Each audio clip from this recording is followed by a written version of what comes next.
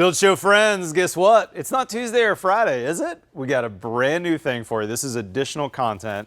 My buddy Wade Paquin up in Rhode Island has been building this house on Block Island. This is a brand new series where he's going to chronicle in 18 episodes of this Building on an Island series, the start to finish construction of a house on a coastal environment where he's actually going to have to both barge and plane and cargo ship all the manpower and all the materials to build this custom home. We're going to show you the entire start to finish process. In the meantime, go follow Wade over on social media. He's at WKP Construction on Instagram. But check it out, guys. In 2022, we're going to have all 18 episodes right here on this YouTube channel. Thanks for your support, guys. You ready? Episode 1, Building on an Island. Let's get going.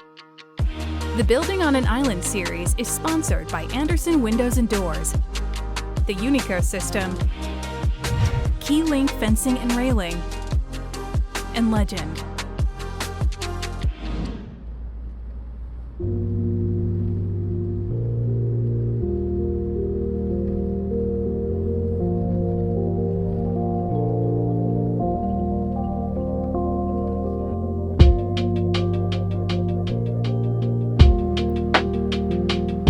On this series, we are going to be demolishing an existing home, making way for a new custom build. And since we're on an island, there's obviously going to be a tremendous amount of challenges, from the weather, from logistics, to ferry rides, plane rides, hoping the ferry's running, hoping the planes are on time, coordinating all the deliveries, subcontractors, getting all of these materials and labor over to the island to perform work on our project certainly is going to pose a lot of challenges.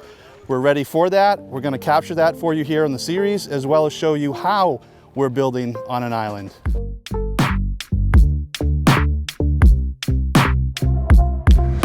All right, guys, just wanted to show you the house before we do the tear down. This house has been here on the property for about 35 years. It was used as a bee farm. It actually used to be called the Littlefield Bee Farm. They made honey and candles here out of the basement. We've tried to salvage the house. We've considered renovating. Unfortunately, it is in such poor structural condition that we're going to tear the house down. It's going to be a quick process. In about an hour or two, this house will be completely collapsed.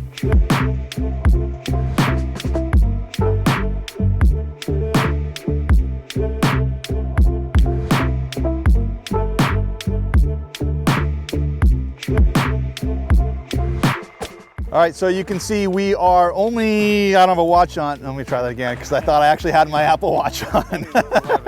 So as you guys can see, we're about 90% through the demolition. This is moving pretty quickly. We're only about 30 minutes into the demolition process. And as this nears completion, I'm starting to think about next steps. Next steps, building on an island.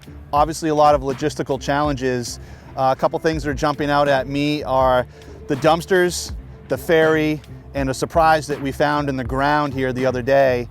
I'm gonna bring in my project manager, Dan. Dan, you've been building on the island for 30 years now. You know the ins and outs of the island, so to speak. You called me the other night. I thought you had good news, as you usually do, but it wasn't good news. What happened?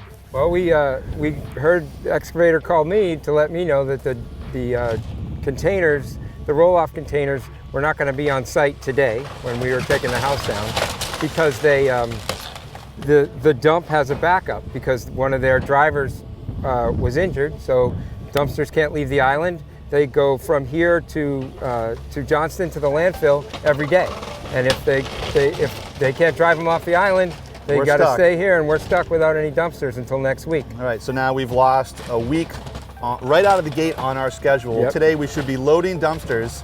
We're not. We're collapsing the house to stay on schedule. And then next week we're getting, I think, 6 dumpsters on Wednesday, and we can load up. But we've lost some time already. So again, it's that challenge, right? Yep. Of one thing can happen, like one driver getting hurt. Right. And everything gets backed up. Right. Because there's only so many dumpsters on the island and so many can come and go per day, right? And then there's the space on the ferry, which is always something that everyone on Block Island is competing for, especially in the construction business. Right. So is the ferry going to have room when our dumpsters are ready? They had room this week, but they may not have room next week. So, which reminds me of my second challenge, right, is the ferry. Right. So a good segue into that. is there room? What's the weather going to be like next week? Is the ferry going to be running? Oftentimes the ferry shuts down. Oh yeah. Because we are on an island and the seas do come up and the ferry stops running. And when that happens, we can't get dumpsters off, we can't get trucks over, right? So you've experienced a lot of that. Many times. You always have to have a plan B because the boat may not run a certain day or something may not show up at the ferry. You're never sure. Right. So you gotta kind of be ready for anything. So we're really planning far ahead here and trying to put out fires and manage those fires throughout this right, build. and hopefully be flexible because you're never sure. You have to be, right. You can't control the weather. So already, right out of the gate, we're dealing with a few things, right? And then the other day, surprise, surprise, we found something in the ground here. Yep. I was out here on site with Dan last week with the owners. We were walking the site, getting kind of our demo checklist, so to speak, in place to get ready to do what we're doing here behind us. And that's disconnecting water, electric, sewer, all the utilities. And we had a conversations with the homeowner that the electric company had flagged out the electric line that runs basically right behind us and out this way to the neighbor's property. But the other day, you called me with another surprise. Yeah, we found out sort of in an anecdotal way that the neighbor's line runs right down the driveway.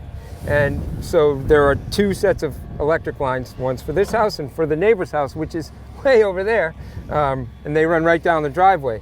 We want to make sure we don't hurt their electric line, so we had to go slow and stop and change how we were going to trench out the utilities for the barn. And because Block Island, it still kind of is, but has been for years, kind of the Wild West, I would call it, with construction and utility work out here, that there's really no plan that shows where this line was.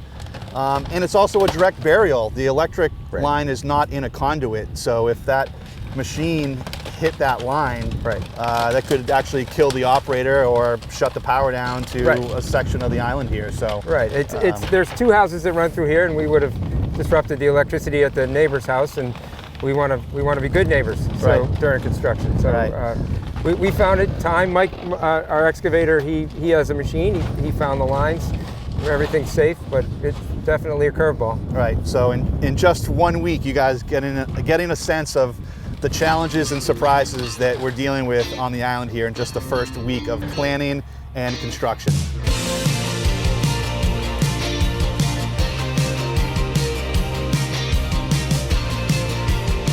Here's a great example of the logistics of getting cargo and freight onto the island. They've got a sea of forklifts here buzzing around. The ferry's been unloaded and all of this stuff came off of it.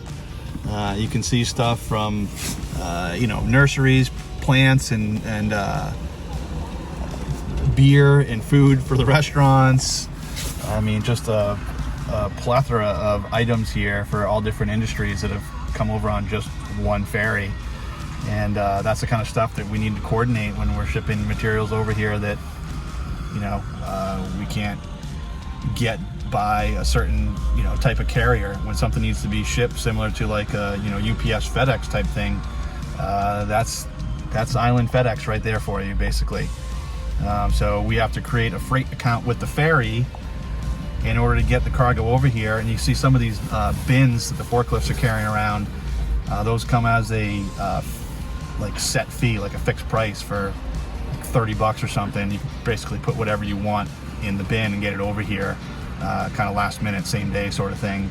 Anything else, larger items, I think I see some refrigerators and appliances. These things need to be scheduled with the ferry. You can't just show up and hope that they can fit it on, because you can see it's quite busy. So again, planning, logistics.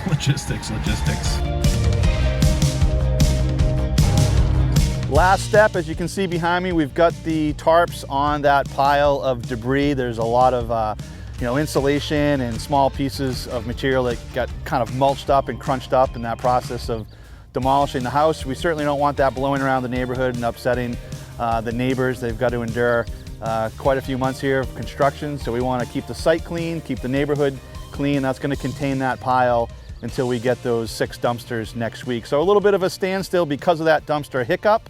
But once we get all this stuff loaded up, again, we'll move on to getting all the concrete block, the concrete slab hauled off island as well. And at that point, we'll have a nice clean slate to excavate for the footprint of the new foundation. So on the next episode, make sure you're tuning in for episode 2. We'll be getting into the actual excavation here for the project, as well as how concrete is manufactured here on the island, since concrete trucks cannot use the ferry to come over to the island. So a very unique process. You won't want to miss that.